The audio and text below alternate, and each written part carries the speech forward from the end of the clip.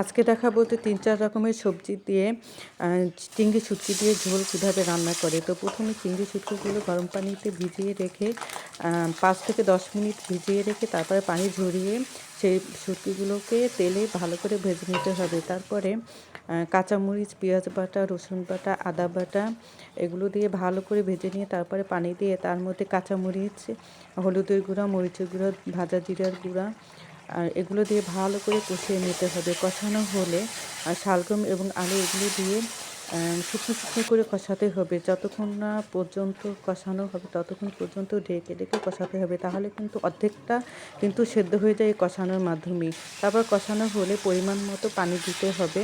তো এখানে যেহেতু আমি ঝোল রান্না করবো এর জন্য একটু বেশি পরিমাণে পানি দিয়েছি এবং ঢেকে দিয়েছি। তো পানি ফুটে আসলে ঢাকনা উঠিয়ে তারপরে ফুলকপিগুলো দিয়ে নিতে হবে, কেননা ফুলকপিগুলো তাড়াতাড়ি সেদ্ধ হয়ে যায়, এর জন্য পরে দিয়েছি যেন সমানভাবে এর সাথে সেদ্ধ হয়ে যায়। তো সেদ্ধ হয়ে গেলে ধনেপাতা দিয়ে নামিয়ে নিলেই হয়ে যাবে